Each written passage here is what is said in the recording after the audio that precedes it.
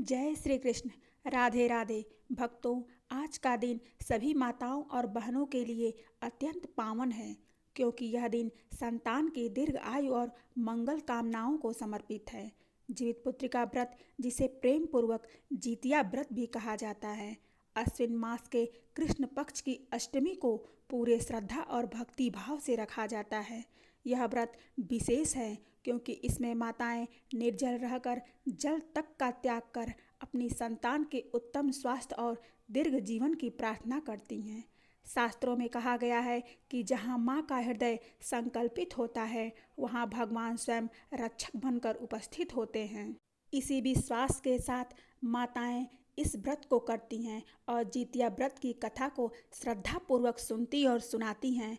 ऐसा करने से संतान के जीवन में आने वाले संकट दूर हो जाते हैं और उन पर सदैव ईश्वर की कृपा बनी रहती है। भगवान भोलेनाथ भी माता पार्वती को जितिया व्रत का महात्म्य सुनाया और यह बताया कि यह जितिया व्रत क्या है और इसे करने से कौन सा फल प्राप्त होता है। इसे सुनने से ही जितिया व्रत पूर्ण होता है और जितिया माता प्रसन्न होकर स्त्रियों को सदा पुत्रवती रहने का आशीर्वाद देती हैं। इसे पूरी श्रद्धा तथा भक्ति भाव से अंत तक अवश्य सुनना। तो आइए अब हम सभी श्रद्धा और विश्वास के साथ श्रवण करते हैं जितिया पुत्रिका व्रत की पौराणिक कथा। एक बार नैमिषारण्य के निवासी ऋषियों ने संसार के कल्याण हेतु सूतक जी से पूछा, हे सूतक जी, कलिकाल यानी कलयुग में लोगों के बालक किस तरह दीर्घायु होंगे, कृपया बताइए। सूत जी बोले, जब द्वापर का अंत हुआ और कलयुग प्रारंभ हुआ, उस समय बहुत सी शोकाकुल स्त्रियां आपस में बैठकर विचार करने लगीं कि क्या इस कलिकाल में माता के जीवित रहते भी पुत्र मर जाएंगे। जब वे आपस में कोई सूची निर्णय नहीं कर सकीं तो वे गौतम ऋषि के पास परामर्श हेतु पहुंची। जब वे गौतम ऋषि के पास पहुंची तो वे आनंदपूर्वक बैठे हुए थे। स्त्रियों ने मस्तक नमन कर प्रणाम किया। तत्पश्चात प्रश्न रखा, हे प्रभु, इस कलिकाल में हमारे पुत्र किस प्रकार जीवित रहेंगे। क्या इस हेतु कोई विशेष व्रत अथवा तप है जो उनकी आयु बढ़ा सके, कृपा करके स्पष्ट बताइए। गौतम ऋषि ने उत्तर दिया, मैं वही कहूँगा जो मैंने पहले सुना हुआ है। गौतम ऋषि ने स्मरण दिलाया, जब महाभारत युद्ध का समापन हुआ और अश्वत्थामा के कृत्य से पांडव तथा समस्त लोग परस्रवित हुए, तब भी लोगों के हृदय पुत्र शोक से व्याकुल थे। उस समय द्रौपदी अपने सखियों सहित ब्राह्मण श्रेष्ठ धौम्य के पास गई और उन्होंने कहा, हे विप्र, कौन सा ऐसा उपाय है जिससे बच्चों की दीर्घायु सुनिश्चित हो सके, कृपया विस्तार से बताएं। धौम्य ऋषि ने सुनाकर कहा, सतयुग में सत्य वचन, सत्य आचरण और समदर्शी होने वाले जिमुतवाहन नामक एक राजाधिराज थे। एक बार वह अपनी पत्नी के साथ अपने ससुराल गए और वहीं ठहर गए। एक अर्धरात्रि पर किसी स्त्री की विलाप ध्वनि सुनाई पड़ी, क्योंकि उसका पुत्र मर गया था और वह प्रायश्चित तथा निराशा से व्याकुल थी। उसकी पीड़ा सुनकर राजा जिमुतवाहन का हृदय विदीर्ण हो उठा। वह शीघ्र ही उस स्त्री के समीप गए और पूछने लगे, बेबस माता, तुम्हारा पुत्र कैसे मरा। बूढ़ी स्त्री ने कहा, गरुण प्रतिदिन आकर गांव के बालकों को भक्ष कर लेता है। यह सुनकर दयावान राजा ने निश्चय किया, माँ, अब रो मत, निश्चय ही मैं तुम्हारे पुत्र को बचाने का प्रयत्न करूंगा। वह उसी स्थान पर गया जहां गरुड़ प्रातः काल आकर मांस भक्षण करता था। तब गरुड़ उसी समय पहुंचकर फिर से आक्रमण कर मांस खाने लगा। गरुड़ की बहुत तेजस्विता ने राजा का बायां अंग ही छेड़ कर दिया, परंतु राजा ने शीघ्रता से अपना दाहिना अंग देकर गरुड़ को तृप्त करने का विनय किया। गरुड़ ने आश्चर्य से कहा, तुम मनुष्य ही नहीं दिखते, बताओ किस कुल के हो और तुम्हारा जन्म क्या है। पीड़ा से व्याकुल राष्ट्रपति ने विनयपूर्वक उत्तर दिया, हे पक्षीराज, इस प्रकार के प्रश्न व्यर्थ हैं। तुम अपने अनुसार मेरा मांस ग्रस्त करो, पर गरुड़ ने आदर सहित पूछा कि तुम्हारे कुल और जन्म का नाम बताओ। तब राजा ने कहा, मेरी माता का नाम सैब्या है और पिता का नाम शालिवाहन है। सूर्यवंश में मेरा जन्म हुआ है और मेरा नाम जिमूतवाहन है। राजा की दानशीलता और त्याग देखकर गरुड़ ने कहा, हे महाभाग, जो भी तुम्हारी अभिलाषा हो मांगो। राजा ने कहा, हे स्वामी, यदि आप वर दे रहे हैं तो यह वर दीजिए कि आपने जिन जिन प्राणियों को अब तक खाया है वे सब जीवित हो जाएं और अब से यहाँ बालकों को न खाइए, तथा ऐसा कोई उपाय कीजिए कि जहाँ भी उत्पन्न हो वे दीर्घायु पाएं। धौम्य ऋषि ने कहा, पक्षीराज गरुड़ ने राजा को वर देकर स्वयं अमृत हेतु नागलोक को प्रस्थान किया। वहां से अमृत लाकर उसने उन मरे हुए मनुष्यों की हड्डी पर अमृत बरसाया। ऐसा करने पर वे जो मनुष्य पहले गरुड़ के शिकार हुए थे सब जीवित हो उठे। राजा के त्याग तथा गरुड़ की कृपा से उस प्रदेश के लोगों के बड़े दुख दूर हो गए। राजा की शोभा और मान सम्मान पुनः स्थापित हुआ। गरुड़ ने और कहा, संसार के कल्याण के लिए मैं एक और वरदान दूंगा। आज अश्विन कृष्ण सप्तमी से रहित शुभ अष्टमी तिथि है। आज ही तुमने यहाँ की प्रजा को जीवन दान दिया है। अब से यह दिन ब्रह्म भाव हो गया है। वहीं जो मूर्ति भेद से विविध नामों से विख्यात हैं और त्रैलोक्य से पूजित हैं, दुर्गा जी से अमृत प्राप्ति के अर्थ में जीवित पुत्रिका कहा गया, उसकी उपासना इस तिथि पर की जानी चाहिए। जो स्त्रियां इस जीवित पुत्रिका की पूजा कर कुश की आकृति बनाकर विधिवत आराधना करेंगी, उनका सौभाग्य तथा वंशोत्थान दिनों दिन बढ़ेगा। गरुड़ ने परम आश्चर्य प्रकट करते हुए कहा, हे महाराज, इस विषय पर अधिक विचार करने की आवश्यकता नहीं।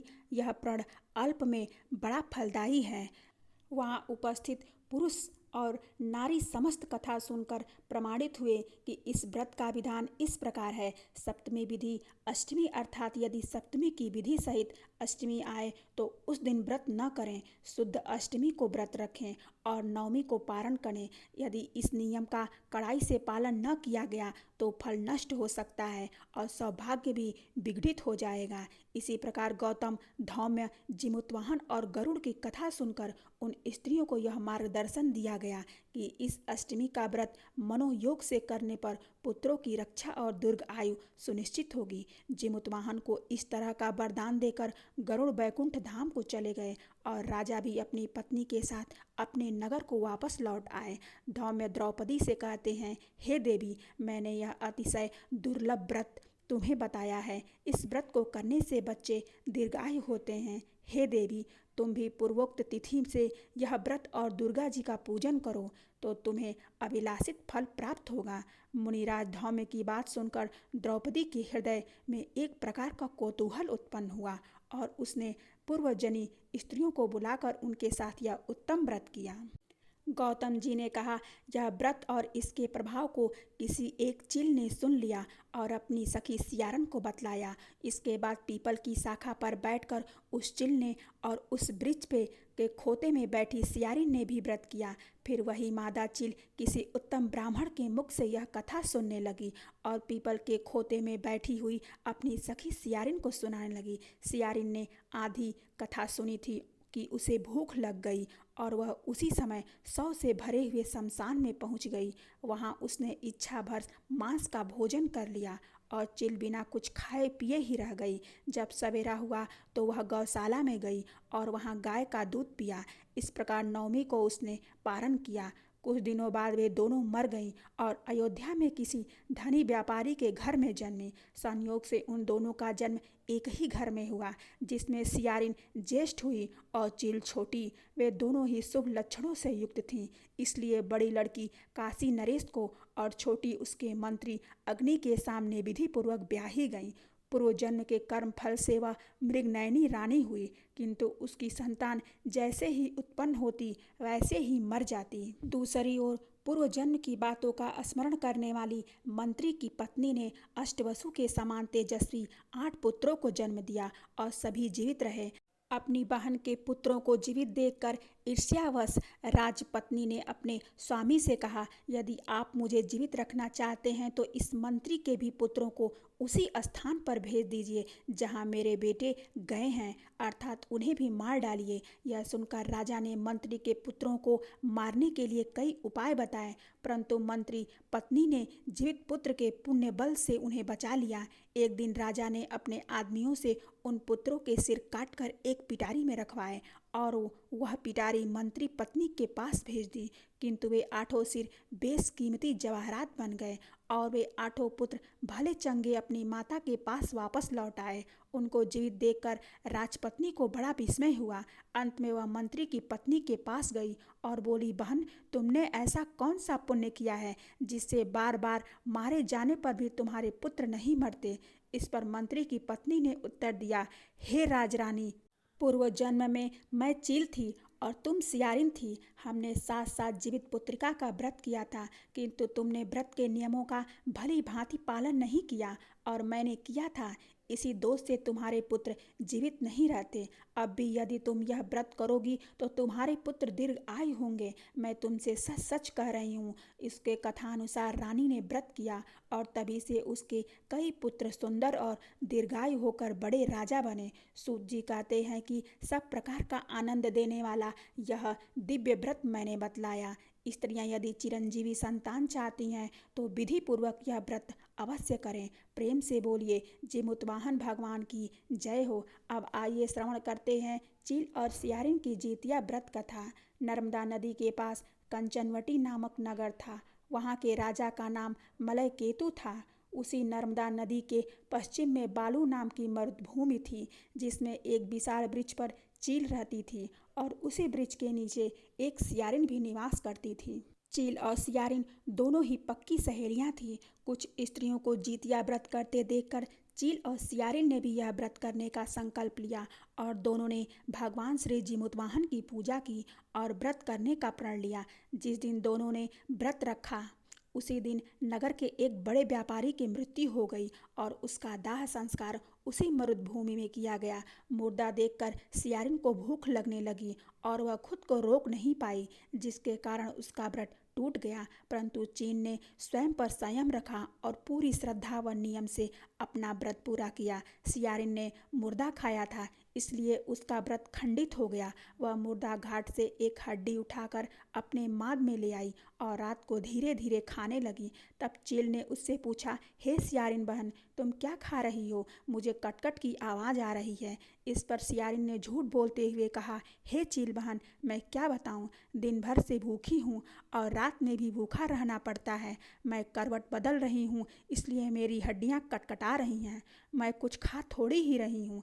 यह सुनकर चील ने विश्वास कर लिया और सोचा कि संभव है बहन सत्य ही बोल रही हो। इस प्रकार सुबह हो गई और चील ने विधि पूर्वक अपना पारण किया।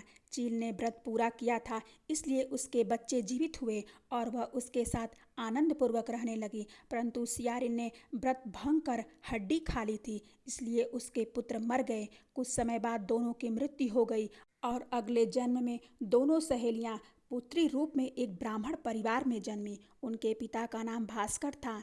चील बड़ी बहन बनी, जिसका नाम शीलावती रखा गया और उसका विवाह बुद्धसेन नामक पुरुष से हुआ। सियारिन छोटी बहन बनी, जिसका नाम कपूरावती रखा गया और उसका विवाह कंचनवटी नगर के राजा मलयकेतु से हुआ। भगवान जिमुतवाहन की कृपा से शीलावती को 7 पुत्र प्राप्त हुए, जो बड़े होकर राजा के दरबार में सेवा करने लगे। लेकिन कपूरावती के पुत्र जन्म लेते ही मर जाते थे। जब शीलावती के 7 पुत्र बड़े हुए और दरबार में सम्मानित हुए, तब कपूरावती के मन में ईर्ष्या उत्पन्न हुई। उसने राजा से कहा, शीलावती के 7 पुत्रों के सिर कटवा दिए और पिटारी में भरकर उनकी माता को भेज दिया। किंतु भगवान जिमुतवाहन ने मिट्टी से उनके सिर बनाकर उन्हें पुनः जोड़ दिया और उन पर अमृत छिड़क दिया, जिससे 7 भाई जीवित हो उठे और घर लौट आए। जब पिटारी खोली गई तो उसमें से फूल निकले। यह देखकर कपूरावती आश्चर्यचकित हो गई और व्याकुल होकर शीलावती के घर पहुंची। वहां 7 पुत्रों को जीवित देखकर वह स्तब्ध रह गई और बेहोश हो गई। होश आने पर उसने अपनी बड़ी बहन से सब कुछ स्वीकार किया। तब शीलावती को भगवान जिमुतवाहन की कृपा से अपने पूर्व जन्म की सारी बातें याद आ गईं और उसने अपनी बहन कपूरावती को सत्य बताया। यह सुनकर कपूरावती पुनः बेहोश हो गई और मृत्यु को प्राप्त हुई। राजा ने उसकी अंत्येष्टि उसी वृक्ष के नीचे की जहाँ वे दोनों पूर्व जन्म में रहती थीं। शीलावती इस जन्म में भी अपने पुत्रों के साथ सुखपूर्वक जीवन व्यतीत करती और वृद्धावस्था में भगवान को प्रिय होकर देह त्यागी। अगले जन्म में सियारिन पुनः जन्मी और उसे अपने पूर्व जन्म की सारी बातें याद थीं। उसने भगवान जिमुतवाहन की पूजा की और जितिया व्रत किया, जिसके पूरे फल से उसे पुत्र रत्न प्राप्त हुए और सारे पाप नष्ट हो गए। वह पुत्रवती होकर जीवन भर आनंद से रही। प्रेम से बोलिए जय जिमुतवाहन भगवान की जय। जय हो जितिया माई की। अब आइए श्रवण करते हैं जितिया व्रत की दूसरी पौराणिक कथा, जिसे सुनने मात्र से सभी मनोकामनाएं पूर्ण हो जाती हैं और संतान को लंबी आयु प्राप्त होती है। एक समय की बात है, समस्त शिवगढ़ कैलाश पर्वत पर स्थित शिव जी और माता पार्वती के पास गए और उन्हें प्रणाम करके पूछने लगे, हे भोलेनाथ, हे माता पार्वती, आज हम आपके पास जितिया व्रत का महात्म्य सुनने के उद्देश्य से आए हैं। यह जितिया व्रत क्या है और इसे करने से कौन सा फल प्राप्त होता है? आज हमने पृथ्वी लोक पर विचरण करते समय एक आश्चर्यजनक घटना देखी कि एक बूढ़ी स्त्री अपनी गोद में अपने जवान पुत्र का मृत शरीर लेकर विलाप कर रही थी। तभी उसने जितिया माँ को सौगंध दी कि अगर उसने सच्चे मन से जितिया का व्रत किया है तो उसका पुत्र जीवित हो जाए।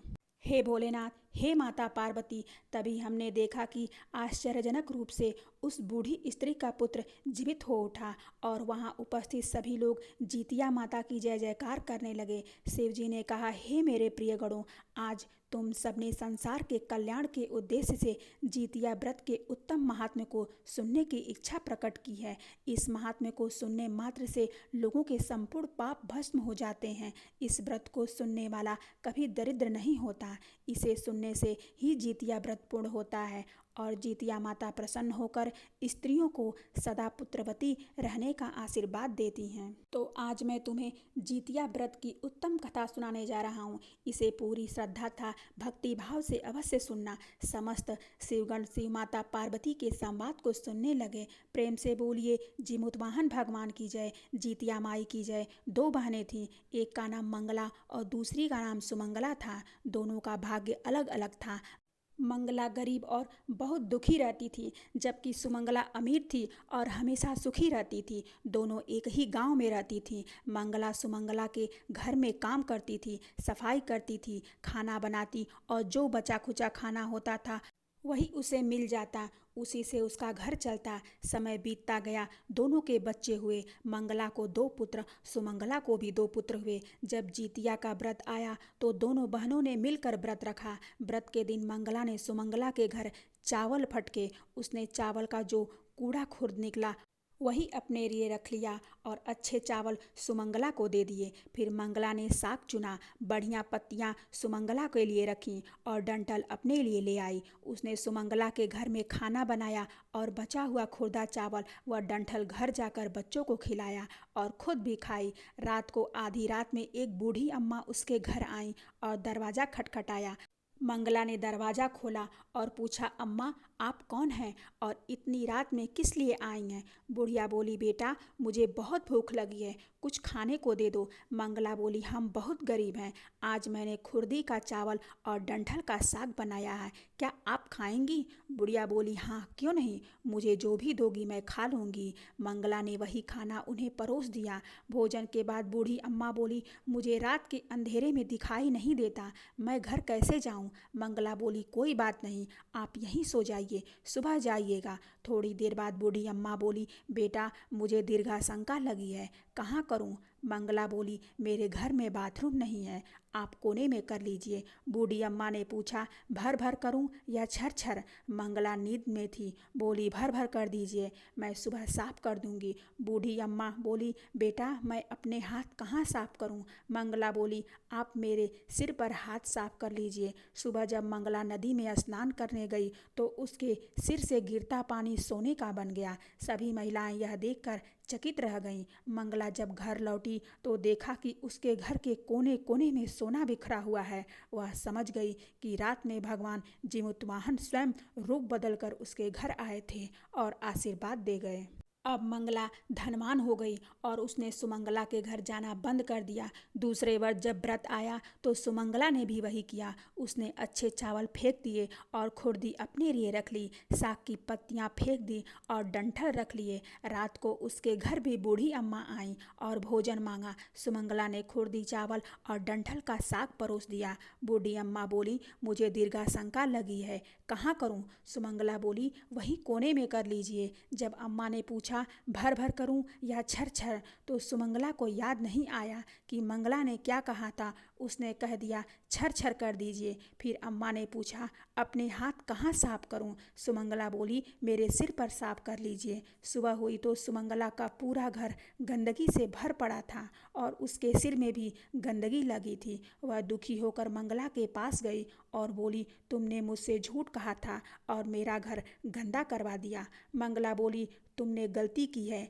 मेरे पास कुछ नहीं था, इसलिए मैंने सच्चे मन से पूजा की और भगवान जीमूतवाहन ने कृपा की।